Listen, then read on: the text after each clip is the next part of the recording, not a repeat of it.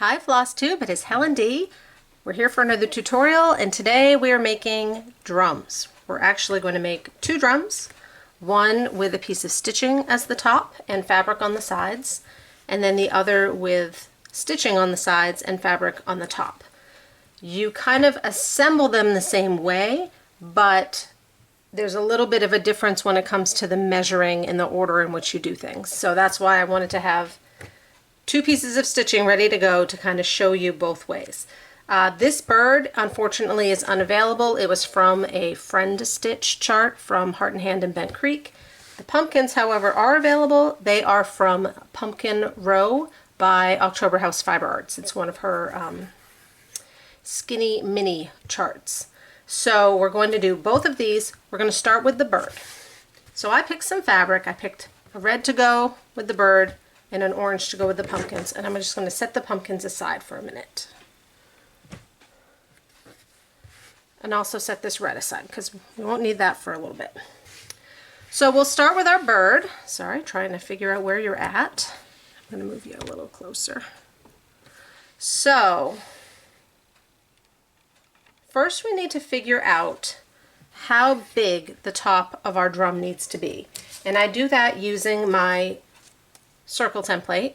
This is by Westcott and I get it on Amazon. It goes up to 3.5 inch and the smallest is 1.25 inches. So I can lay this right on top and see which size circle I need, right? Too small. It fits in this one, but it would be really snug, so I'm going to go up one more.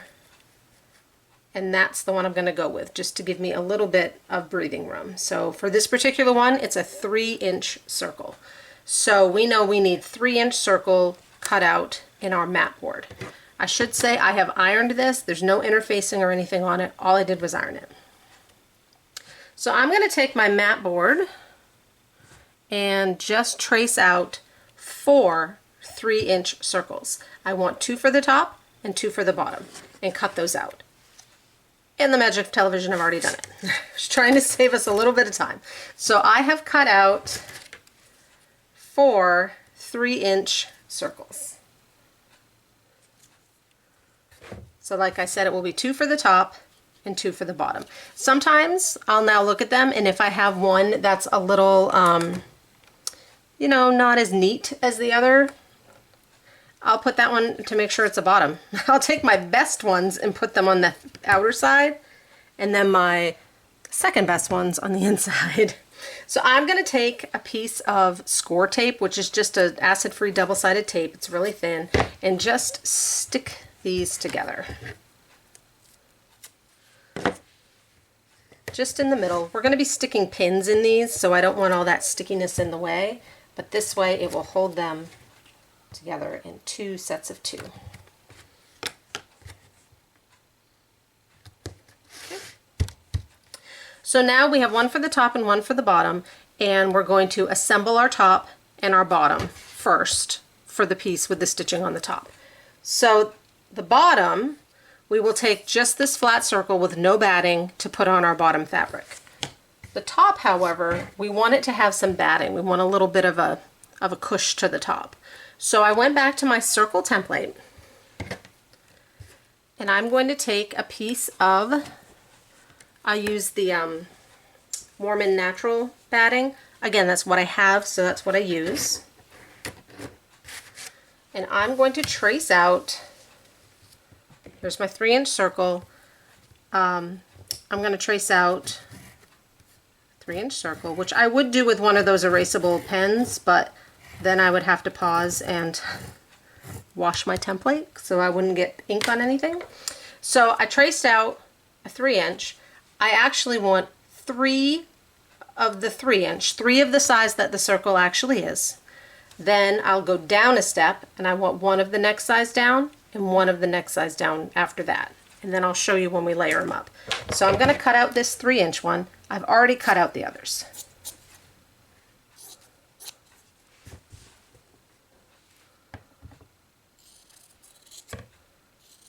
By making them a little smaller as you go, it kind of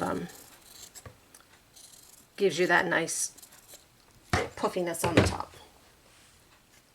So we're going to make this my top. I have a 3-inch, and then I will layer them up. Here's my other stack. I'll put another 3-inch. Then I'm going to set one 3-inch aside, put my one that's a little smaller, my one that's a little smaller than that, and then put the last 3-inch on the top to kind of smooth over any of those edges so you don't notice them as much. So that's how they will lay on there when we're ready to tighten it up. So for now, I'm just going to slide those aside. They're all layered up. Take my stitching. We're going to put this on there, sew it on there, just like I would do a circle finish.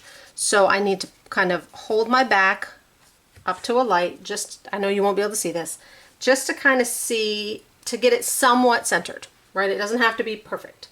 So somewhat centered, and then I need to trim around it so that I can sew it. I'm going to leave a little more than you normally would because we have all this batting that we have to go around. We're going to need a little more fabric. So I'm probably going to trim it like 1 1/4-ish all the way around. And again, this doesn't need to be perfect either.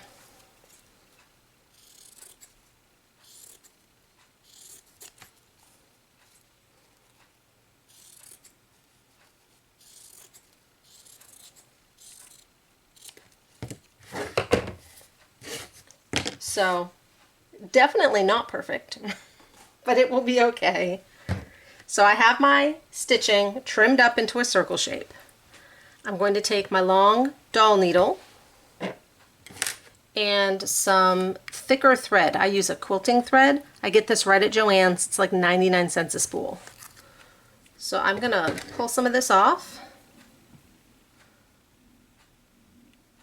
I usually leave it on the spool, and then I'm going to just do a quick basting stitch all the way around. I start from the outside, so I start from the side with the stitching to go down in, just so that way I also end and all my strings are pulling out. And I'm just going to go around every 1/4 inch, I guess. I'm probably about 1/4 inch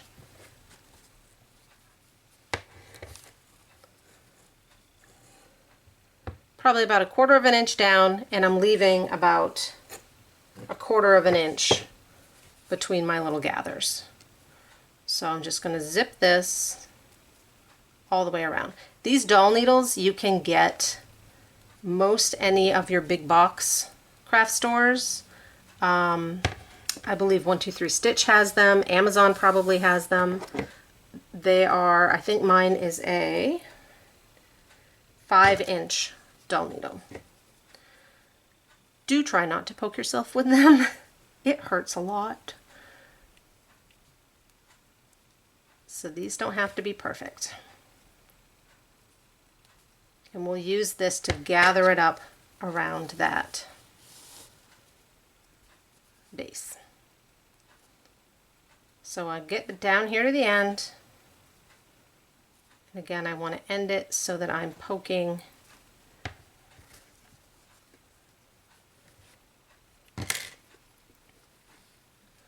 so that both of my ends are on the same side as my stitching. So now I'm going to go in, and the shorter one, the one not attached, I'm going to get a different needle.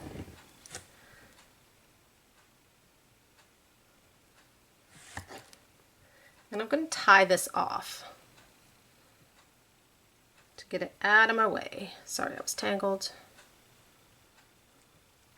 So I'm just going to kind of go in a couple squares, make a loop so that I can go through that and tie it off.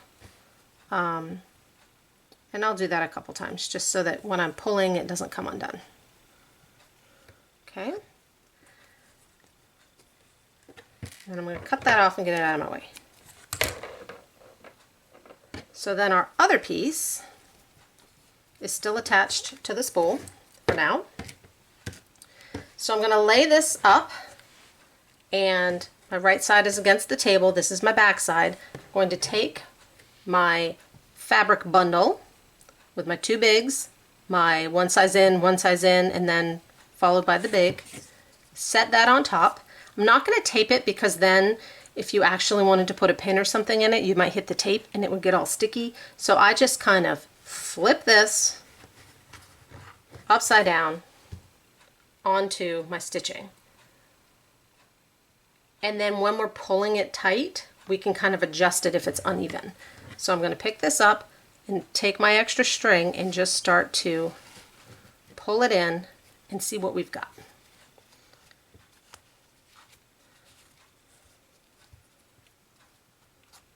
So I flipped it over, and it's actually pretty good. It's pretty centered. I might want it like down just a smidge, and I'm just going to kind of use my finger to pull that where I want it. But I think actually that's pretty centered. So I'm going to take a good long strip of this and cut it off. I bet I took a yard, 3.5 yards, like a yardstick and a half. And I'm putting this on my small needle, not my big needle. The big needle is hard to maneuver, so I'm putting this on my small needle. And now I'm going to go in, just like I would a circle ornament, and loop this up together. So that's where I started. I'll go across, kind of take a little bite right out of it, and just start zigzagging my way around to get this tight. And as you're doing that, you can kind of see, like, I have a lump right here. When I get over to that side, if I pull there, it will smooth that out. So I try and hit most of the sides. Here, we'll do that lump. Here's the lump. I'm going to come to the side right next to it. And then when I kind of pull that,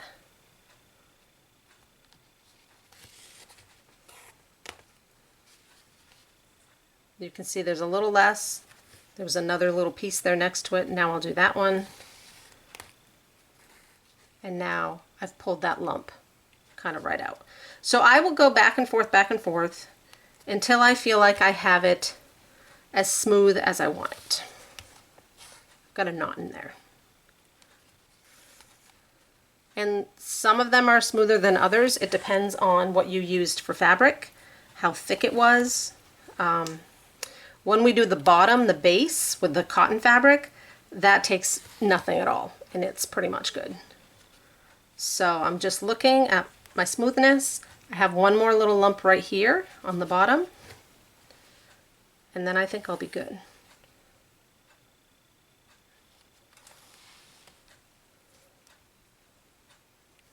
Well, I hope I'm good because I got a knot. So I'm going to call that good.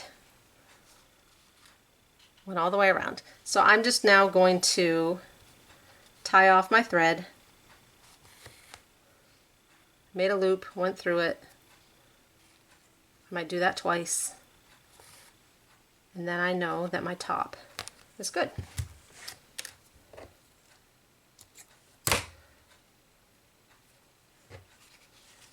So that will be the top of our drum. Now we're going to do, and I'll do this off camera because it's done exactly the same way. I'm going to take the fabric that I picked for the sides and take the two pieces that I used for my base.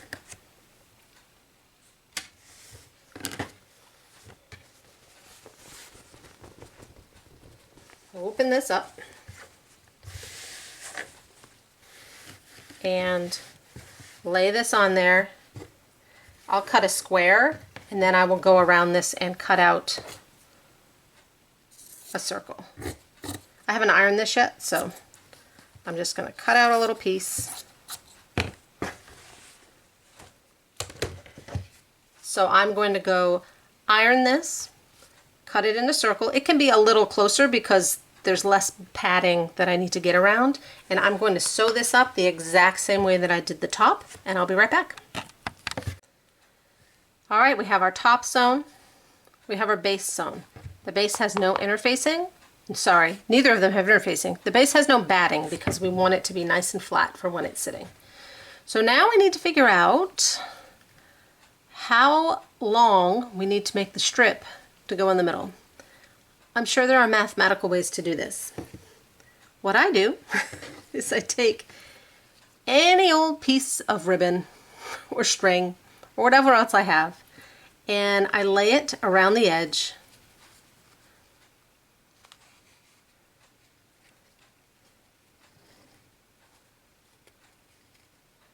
And then when they get to where they connect, I just pinch that with my fingers. This is very unscientific. And then I take my ruler and I lay it on there and I measure it that way.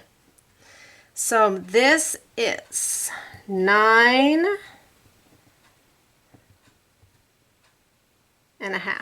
And double check.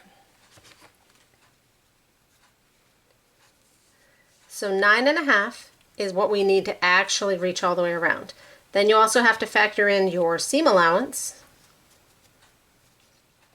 which would make it a 1/4 inch on each side, which would make it 10 inches. But let's just double check, pinch it where they meet.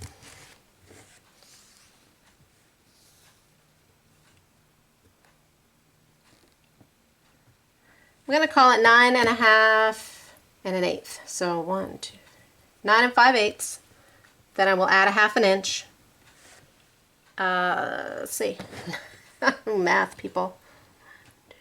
10 and 1/8 is what I'm going to cut my fabric. So I have my piece of fabric here.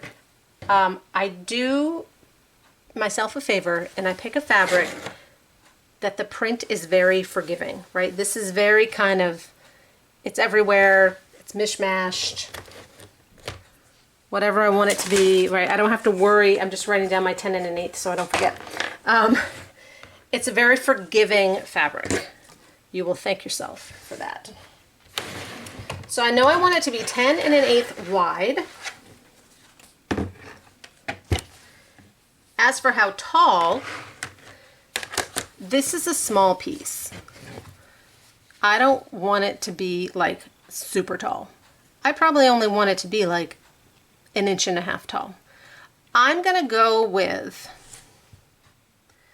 4 inches wide, because that way if it's 4 inches wide, I'm gonna fold 1 inch in on each side. It will end up being about 2 inches, and then I can always make it even shorter. I do that kind of as I'm sewing it. So I need 10 and 1/8.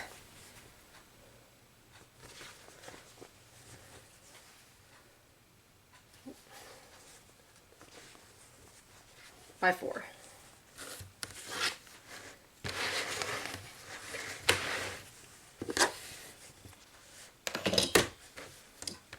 I'm going to cut 10 and 1/8 by 4 and then I'm going to iron it and I'll be right back. There was not enough space for cutting boards and everything else here to get this. So 10 and 1/8 by 4. Before I go to iron, I also cut a piece of interfacing for my side, which will give it a little bit of support and stiffness. I cut this to be 2 inches by the same width, 10 and 1/8. It might be 10. And the reason I went with 2 inches is because I'm going to iron this on as best as I can in the middle. And then after we sew up the sides, I can kind of use this as a guide to fold it up to get the size I want. If it's not perfect, don't worry about it. You can measure with your ruler and that will work out just fine. So I'm going to iron this on, be right back. I've ironed my strip. I ironed on my interfacing. I am using Pellon 950F. It's a bit of a thicker weight. It's what I like to use for project bags, so I always have scraps. So that's why I'm using that. So now we're going to take our side and put our right sides together.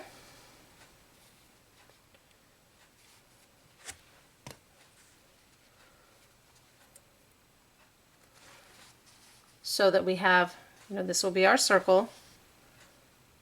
And we're just going to sew up 1/4 inch on these two ends. So on the two short ends. We're going to sew them up 1/4 inch. I pulled my machine up.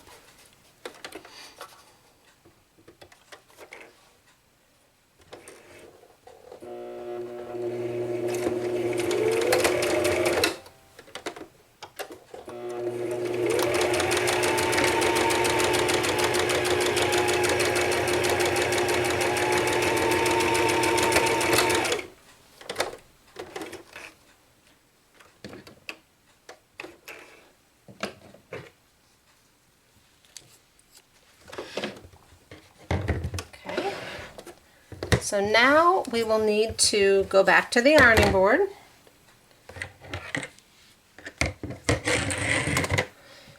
and iron this, kind of iron your seam open, and then iron your sides down so that they kind of line up, like I said, with the edge of this interfacing.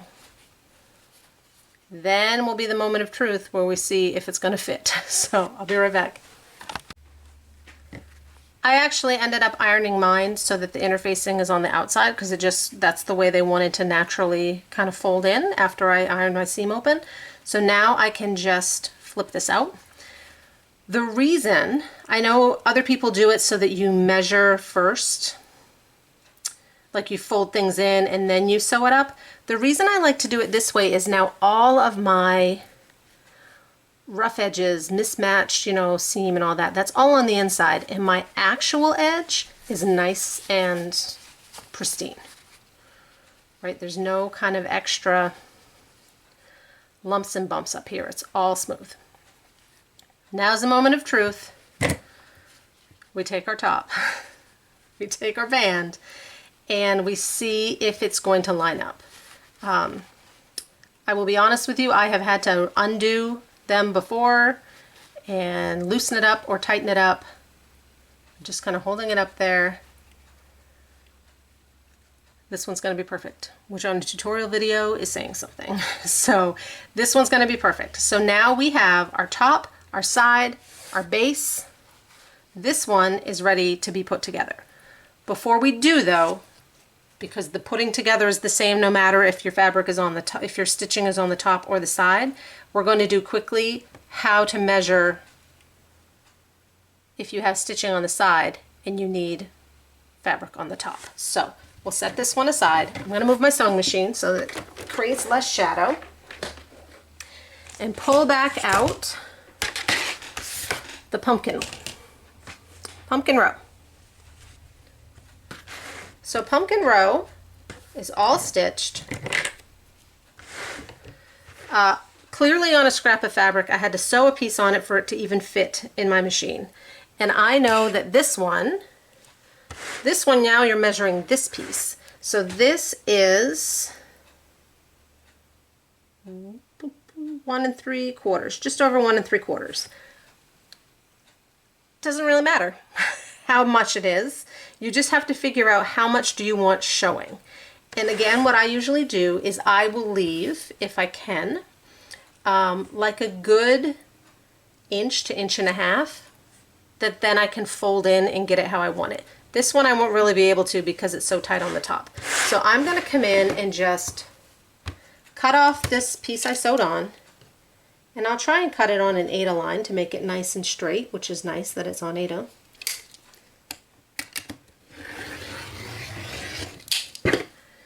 And then on the top, I don't want to cut any more than I have to, but I would like to even it up because it was not an even piece. Okay, so there's my stitching. So when I come in and do this, I'll have a little, again, because if I choose to do it on a scrap, I would like this much margin on both sides, but I don't have it, so I'll make it work. So for this piece, what I need to decide is, my top and bottom are fine. I'll fold those in. How much extra do I want on the sides? Because when you put them together, do you want the stitches right up tight? Would you rather have a little gap in between? So let's just see how long this one is.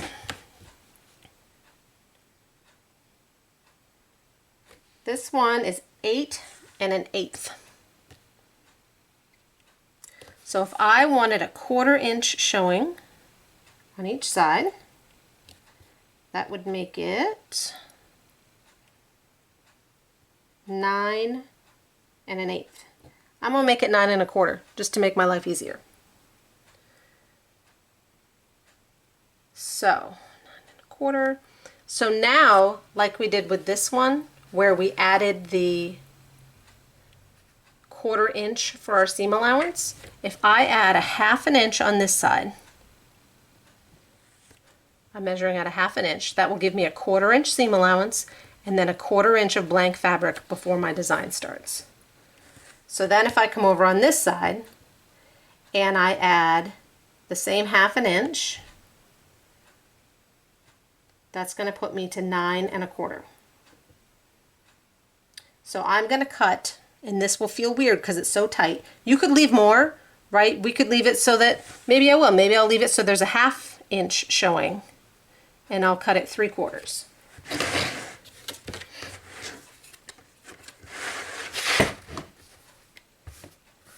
So let's see what that looks like. If I cut it 3/4, that's what I leave for a gap on a pillow. So I'm going to cut 3/4 from each edge.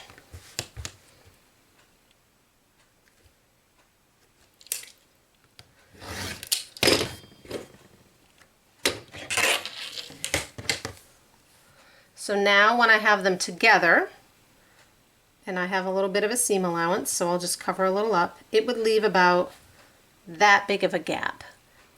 Maybe instead what I'll do is I'll take a bigger seam allowance just to tighten it up a little. Maybe I'll go not quite 1/2 inch, but a little shyer than that, just to tighten this up. So we do need a piece of interfacing on this one because we're going to be stuffing, and it gives it that stability on the sides. So I just have my current scrap. I'm going to interface this whole piece. If it's not exact, no big deal. But I'm just going to interface the whole thing.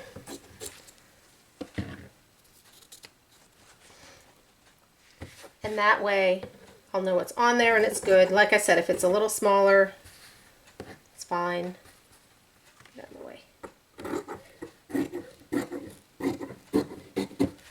So I'm going to go iron that interfacing on. Be right back. Back from the ironing. My interfacing is on the whole strip. So now, just like the other one, we're going to pinch them so that the short sides are together. And we're going to sew right up here. Like I said, I'm going to go a little over 1/4. And then the good thing about this is we can open it up, and if it's not as tight as you'd like it, just sew closer. So I'm going to come in here.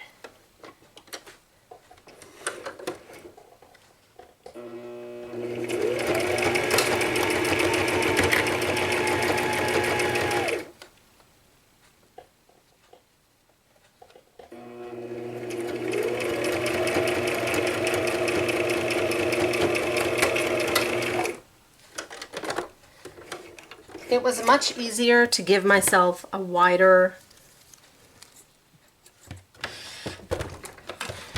everything's falling. It was easier to give myself a wider edge and take a bigger seam allowance than it would have been to deal with something so tight. So I'm just going to flip this. We will have to go iron, but just so we can see, is that going to be, yeah, to me that's perfect. So that will be on the edge, how close they are. If you want them tighter, like I said, go back in, sew it up a little closer. So I'm going to go in now and iron my seam open and try and figure out what width I want this one. Actually, it'd be easier if I could see it, right? So I know on the bottom, I don't want it right up to this line, but I want it fairly close. Probably 2 or 3 8 squares, and I'll have to be careful, like the pea and pumpkin kind of dips down. So I'll go through and line this up, and you can use your ruler or just go by the squares of your fabric, the line of your fabric. and you can see kind of finger pressing it, but I'll line that up on the bottom. On the top, I'd like to do a herringbone stitch on this one, so I just want to make sure I have enough room to add that detail. I might want 4 squares because usually a herringbone I come in 2. So I'm going to go down, I'm going to go up 4 squares from my tallest pumpkin stem. 2, 3, 4. And I will go in and iron that down as well. So I will do that ironing and be right back. Back from the ironing board. We're done with the sewing machine. I put that away. Ironed this down. Like I said, it was a little tricky up here on the top because I didn't have a lot of extra fabric. But that's on me. So now we need to figure out how big to make the top. We're kind of going opposite of what we did with the last one. So I have my ruler, my circle template. I'm going to flip this one to the bottom just because it's cleaner because of that ridge, and line it up. So 3-inch circle, too big. 2 3/4 circle, just a little too big. So then the 2 1/2, too small. So I'm going to draw on my, I use pieces of file folder because I have a lot of them laying around. That's what I use when I mail things, and I always seem to have bits laying around.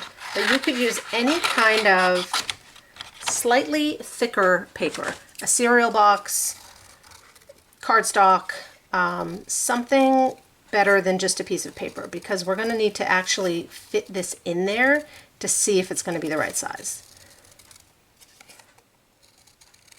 So I'm cutting this out.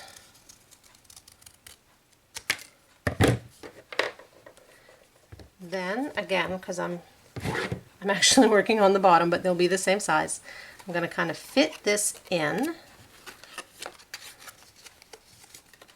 And I think it's going to be a little too big, just a little. So I'm going to come in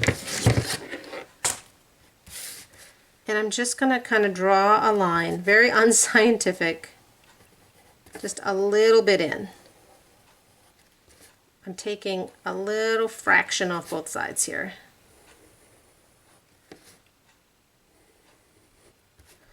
And then I'll cut that and we'll try again. And then once we have the right size on our paper, we'll take that measurement and cut out the mat board, 4 pieces, 2 for the top, 2 for the bottom. And then we're going to assemble our top and our bottom the exact same way that we did for the last one. So once we know this part,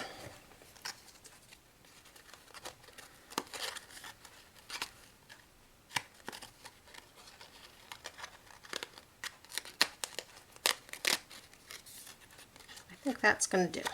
I might go just a smidge smaller.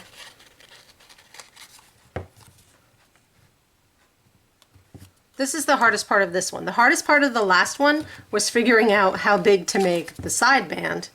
The hardest part of this one is figuring this part out. I might go with this. I'm going with this. So I'm going to take this template on my mat board, which I don't even know where it is. I'm going to cut out 4 pieces of mat board, and then, and I'll do this off camera because we've already done it once, I'm going to do the exact same thing that I did here. One of them will be my base. It will have fabric, no batting. The other one will be my top, and I will layer the batting up just the same as I did this one and close it around. So I will have 2 pieces, a top and a bottom, one with the batting layers, one without, and then we'll be ready for finally for assembly. I'm back. We have a top and a bottom that will go with our pumpkin, and now we're finally ready to assemble. So let's assemble first with the bird. So we're going to start with the top. One thing to keep in mind is where you want your seam to lie. It doesn't really matter. Some people, you might want it on the bottom, you might want it on a side. It doesn't really matter. Just if it does matter to you, keep an eye on where that is. So I'm going to line my top up to my bottom. I'm going to start at the seam just so I know where it is, kind of on the side. And I'm going to put the top just a little bit up on the side, like not just a tiny smidge. And take a pin and push it in there. This is the same way that I attach the bottom on a stand-up. It's the reason that we put 2 pieces of mat board is because now we have a little bit of thickness for that pin to have some place to go. If you've done a stand-up, attaching the top and the bottom is exactly the same.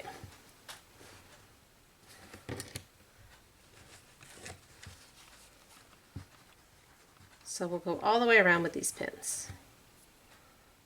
And then we're just going to sew it on. I do an invisible stitch. It might be called a ladder stitch, where you kind of go, these pins are in my way. You kind of go, you know, into your backing fabric and then pop out and then into your stitching fabric to kind of hide that stitch as much as possible. It's not a whip stitch. It's a more of an invisible stitch that I'll try and show you. There. Okay. So that's all pinned on there. Not going to worry about the bottom, just doing the top.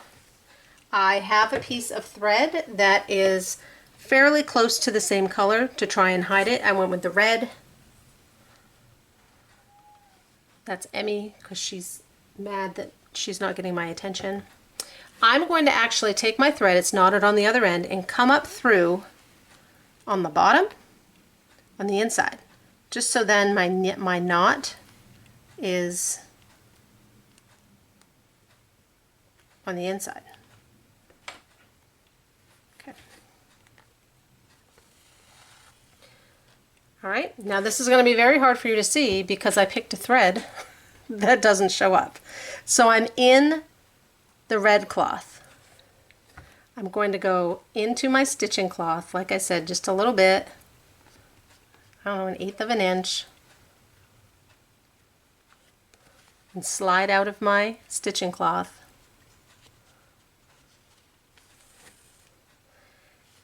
And with everything, it's going to get cut on all these pins.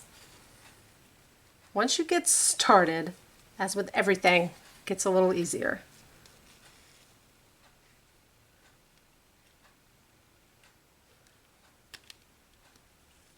Okay, now right across from where I put my stitch and my stitching fabric, I'm going to come in to my cotton fabric and again slide down another 1/8 of an inch.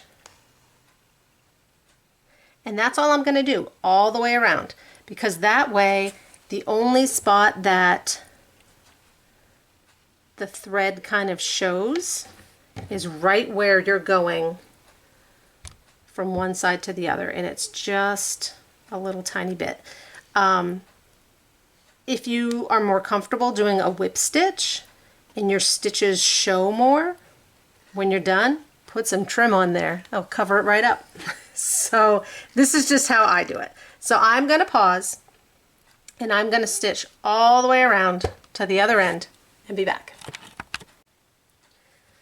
I just finished sewing around. I'm all the way back to the other side and I'm still kind of on the right side of my drum. So now what I'm going to do is take just the tiniest of little bites and make a knot. Then I'm going to take my needle and poke it kind of right in the seam down to the inside. And move my finger out of the way in there. So this way I can pull my needle out and my extra thread will be down on the inside, and then I can cut that off and get it out of the way.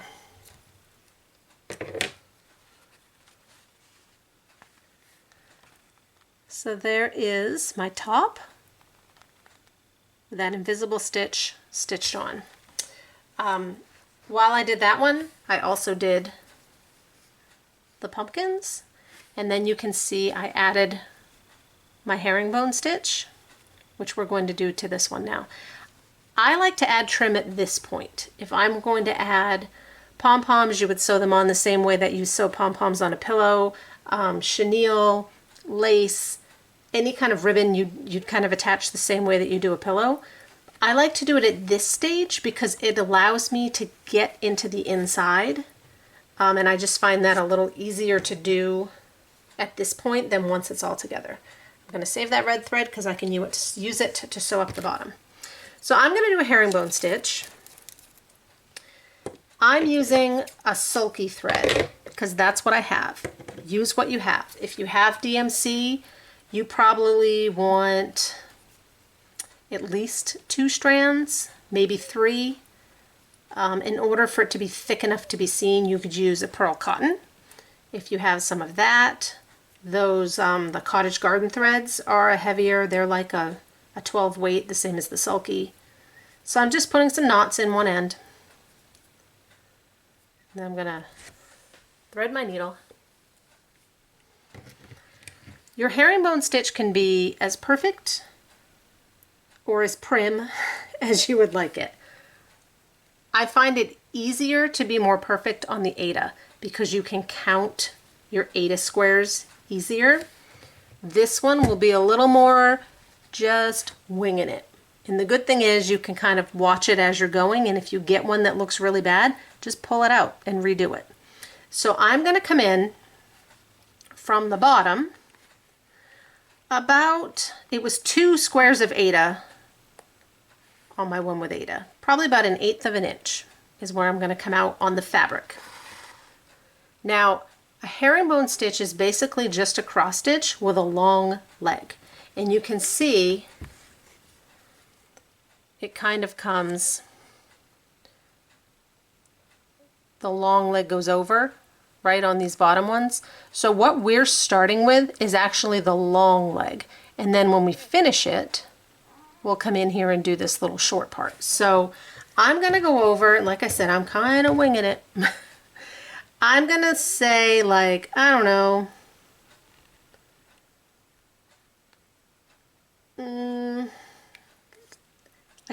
I don't know, it's a little more than 1/4 inch.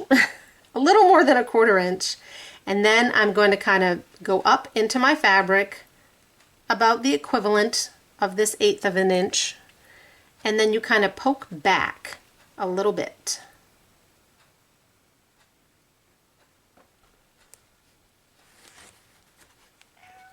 So I kind of went up, crossed over to my stitching fabric, and then went back, the equivalent of a couple stitches.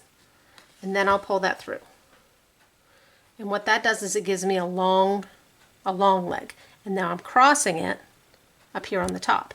So again, I want basically double the width from whatever I went from here to my top stitch. I now want to double to make my next bottom stitch. They will not be perfect. You could make them perfect. You could get a ruler out, measure it.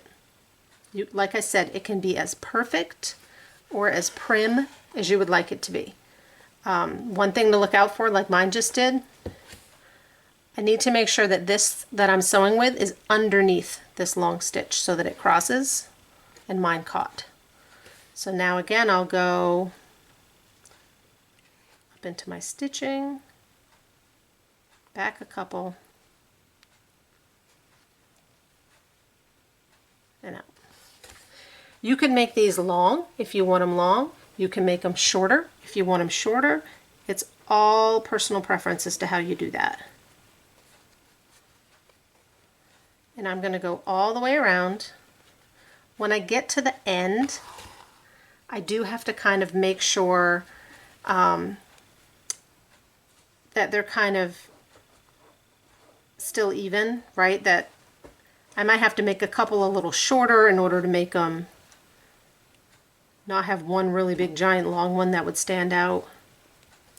Sorry, this is hard for me to do at this angle.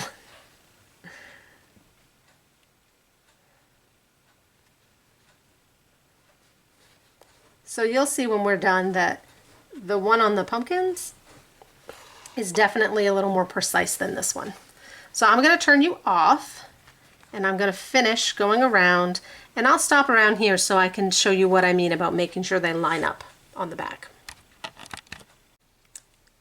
We're getting down to that final edge, and this is where I said you just want to make sure that they're kind of as evenly spaced as you can. So you may need one to go a little longer than the others or a little shorter to kind of blend them in. Like I think I can fit 2 more in here, so I'll go kind of, actually I think it'd be better if I did 2 more, they'd be pretty long. So I'm going to do 3 more kind of shorter ones.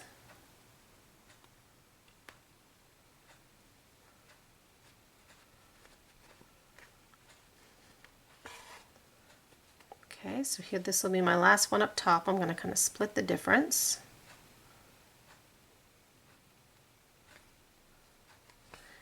And then on the final one, that one's a little short.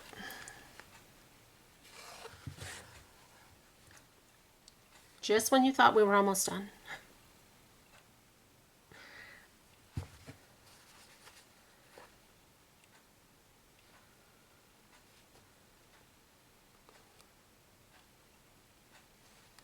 Okay, now on the final one. As you can see, right, the whole way around, the back on the bottom, the back kind of crosses over. So in order to have this be the same look, what we're going to do is actually go under that thread. So we'll pull it under the thread and then come down and make a little half stitch. So that kind of finishes off the back leg of that last one. And then this is the other reason I like doing this now. I have full access to the inside. So if, depending on how big your drum is, you might be able to reach in there and actually knot off your thread. I can't get in there. So what I'm going to do, pull my needle off, take a little piece of my double-sided tape, and I'm actually going to pull that thread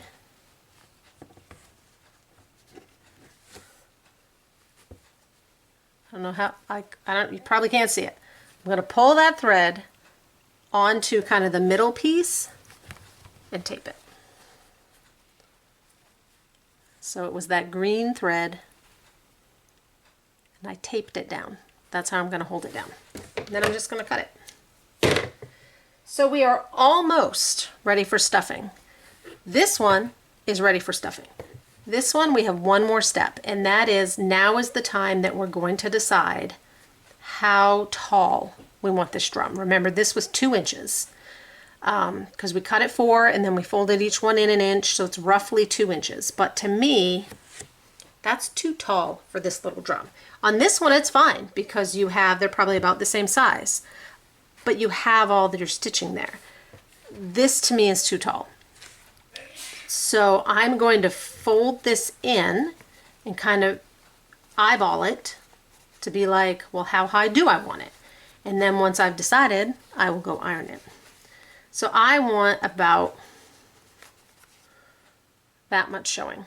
I lost my ruler.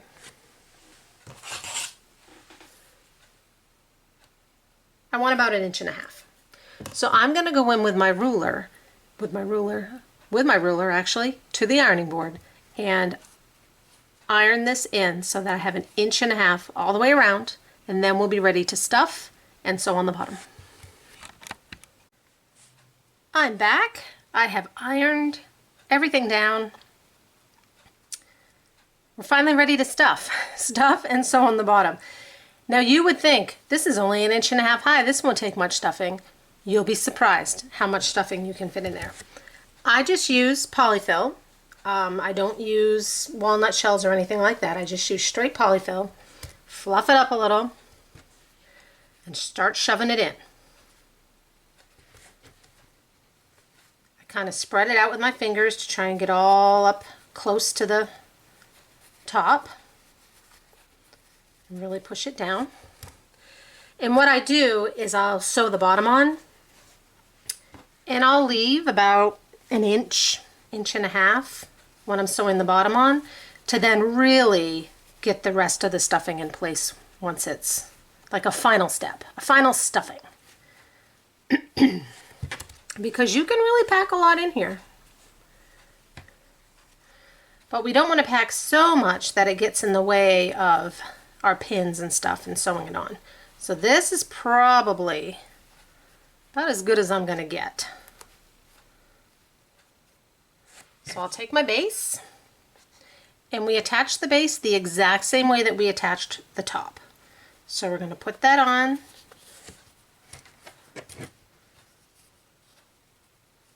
It's going a little underneath the side fabric.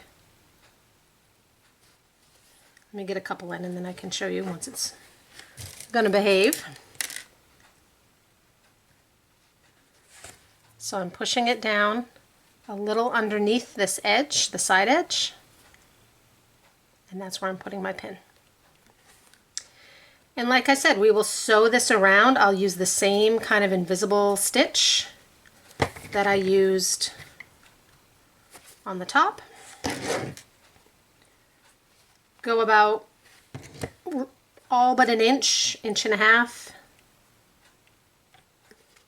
and put some final stuffing in.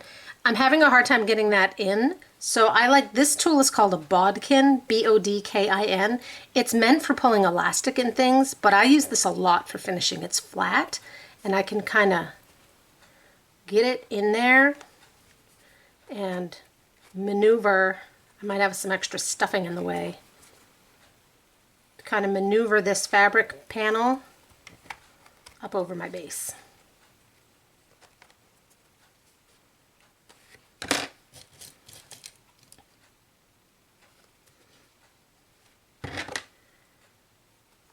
So you can really start from anywhere. I just don't like to start or end around the seam, because then when I'm trying to do my stuffing at the end, it's kind of in the way.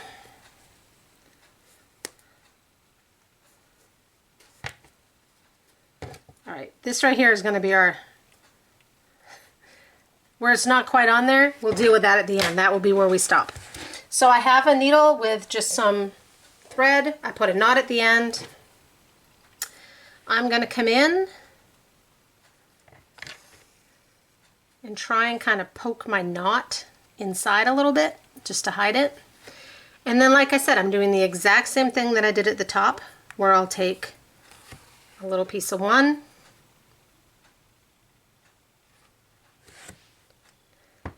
and then a little piece of the other, and then hope that my string doesn't get tangled on pins. So there's a little bite at the bottom.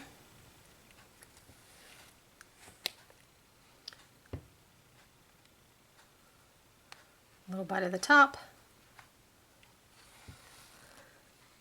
If it does get caught on your pin, like mine did, sometimes I just lift the pin out and then it's easier than trying to untangle it. And then I remove them as I go so that they're not in the way. All right, I'm going to pause. Like I said, we'll leave about 1.25 inches and stuff from there. I've now made it. This is my starting point, so I left myself about 1 inch.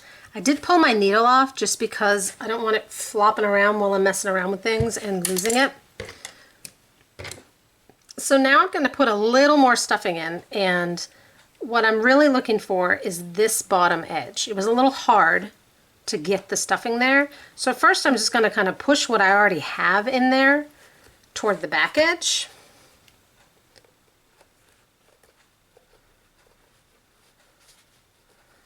And then you can see, like, I need quite a bit in there. So I'll just take a little bit, fluff it up, and then I just start poking it in there.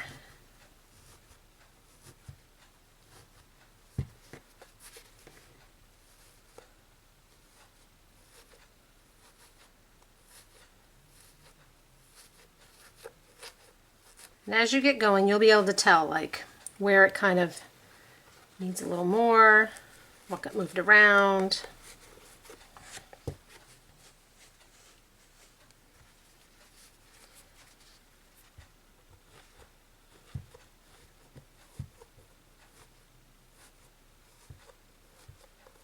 A chopstick or a kebab stick or something would probably work for this too, but this bodkin, because it's flat, it just really works great for this. It grabs it, pokes it right where I want it.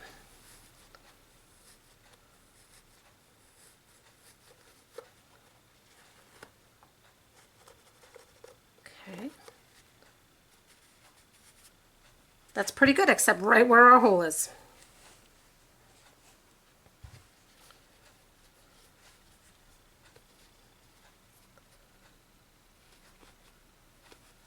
So we'll put one last bit in. And then we just need to sew up that last inch.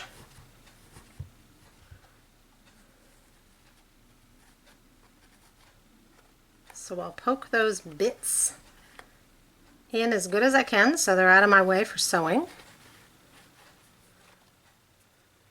And try and get this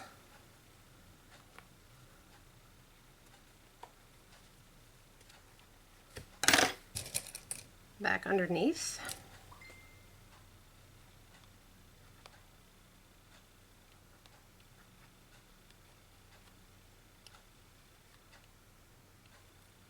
There we go. I'm just trying to have it catch. And then thread my needle again. And just sew up this little last bit.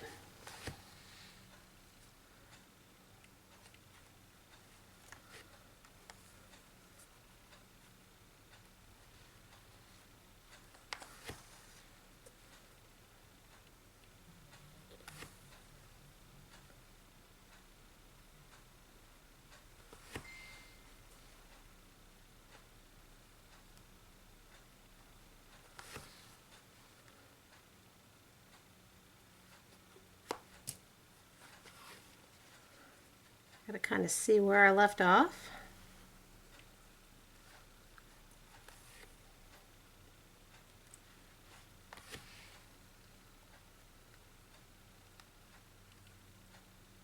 Right there. All right, so then just to end it, and again, I know because I'm using a thread that you can't see that it's very hard to see, I'm just gonna again make a little poke so that I can pull it through and make a loop. Tie off my thread. I usually do that twice.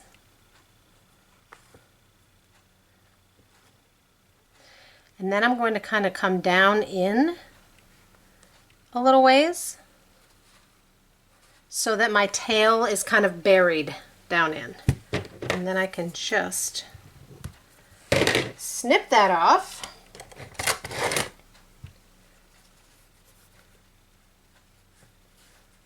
And we're done. We have two tiny drums because I finished this one when I paused. So they're both done. The hard back. If you have pins and things, because there is mat board in there, sometimes, you know, they don't get very far up here, but you can put them kind of right on the edge. If you have decorative pins to kind of go right into the side of the drum. Again, you could put any trim around them that you would like. I chose to do a herringbone on both of these. And choose a fabric that you don't have to worry about this fabric. It's very forgiving. You don't have to worry about cutting things straight. You know, if there's a checkers or something on it, use something that you will thank yourself for later. So, stitching on the top, stitching on the side, This tutorial feels like it was a long one, so I apologize for that, but it was kind of a lot to explain. I hope it made sense, and I can't wait to see all of the drums that you create.